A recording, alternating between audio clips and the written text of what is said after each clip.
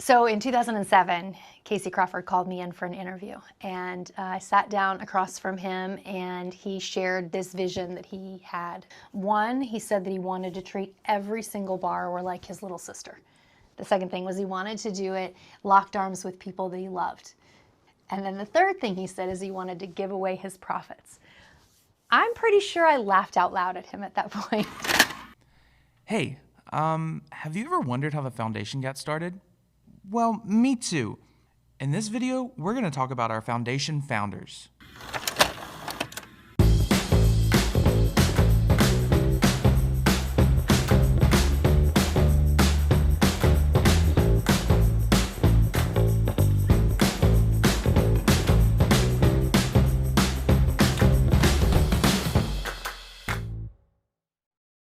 So the first time that I actually remember really wanted to commit my life to something of impact was actually right after the Super Bowl. Confetti coming down, holding Lombardi trophy, having just won a Super Bowl. And it was even beyond that. My dad was on stage with me, my mom, my wife, and then like John Bon Jovi walks on stage. And in that moment at 24 years old, I had suddenly accomplished what I'd said my life's dream was. And when you have an experience like that, it really causes you to step back and start questioning. So if I just accomplished what I always wanted to do with my entire life in 24, it's over and done, you know, what are the next 60, hopefully 80 years going to look like, and what do I invest them in? And I've always been a person of faith, and I just started praying. I said, God, you know, this has been amazing, but I think you have bigger plans for me. I hope I didn't just reach the pinnacle of my entire life last night. So what is it that you want me to do with this one precious life you've given me? And what kind of started to raise up in my heart was really this idea that I didn't want to invest the rest of my life anymore in entertainment, though I had in the NFL. And I knew with the rest of my life, I wanted to make as much of an eternal impact in other people's lives as I could with the time I had left on earth. And then I just started praying, God, would you please show me how in the world to do that and what it's going to look like. Had no idea we'd get into mortgage, had no idea it'd be in banking, certainly didn't know that we would be building schools for a lot of the most marginalized kiddos in America. But that was really the moment that flipped in my mind and where I knew I wanted to invest the rest of my life in a life of impact. I was skeptical of this vision just because I knew enough about the mortgage business to know that the way he was painting it was unlikely to be a reality. But I was intrigued, so I stuck around just to sort of see how it was going to all work out.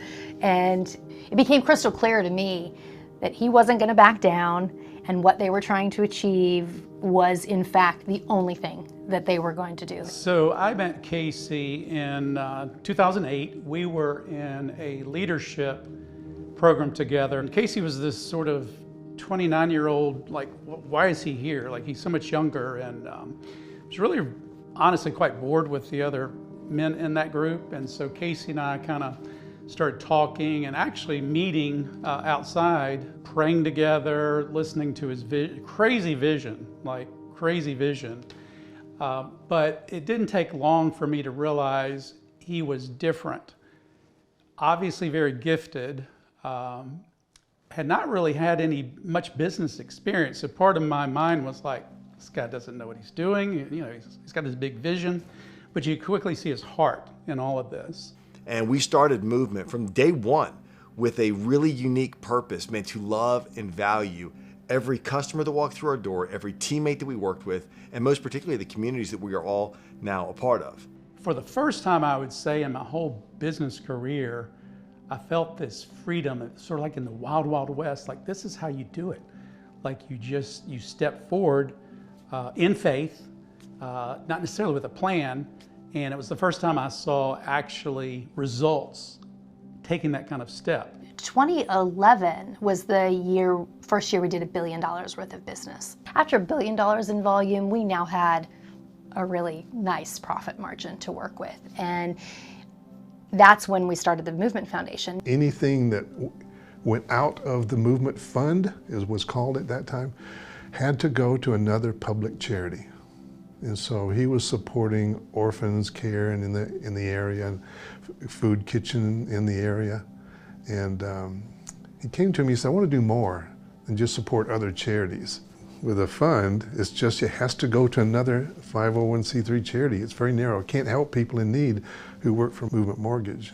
But with the supporting organization, the Movement Foundation, It could help individuals in need. It just really broadened his mission of supporting folks who are connected with movement. We did a lot as just a team of maybe 3 or 4 people.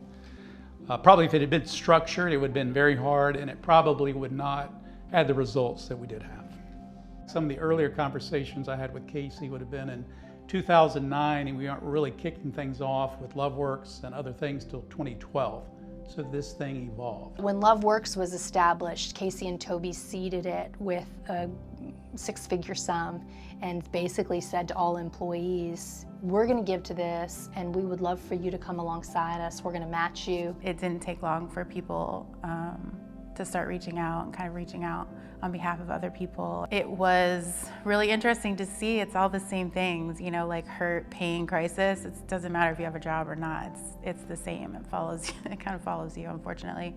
So in 2014, we bought a 30,000 square foot commercial building on Freedom Drive, which is a part of our city that especially then was sort of a economic wasteland. We used to meet in there on a regular basis to kind of pray about and think about how could we use the space, what would be the best way to serve the community in a sustainable way.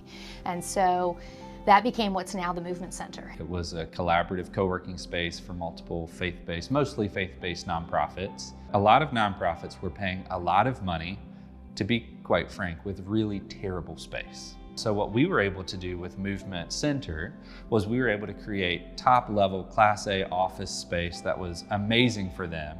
We were able to do it below market rate. That extra $2,500 that they normally were spending could go back into their program and into the work that they were doing in the community. And so Movement has really made an intentional effort to engage employees, the local community, and the international community through a lot of the work that happens at the foundation. So that vision that Casey cast in '07 about giving away our profits, we've only just sort of stepped more into that as time has gone on.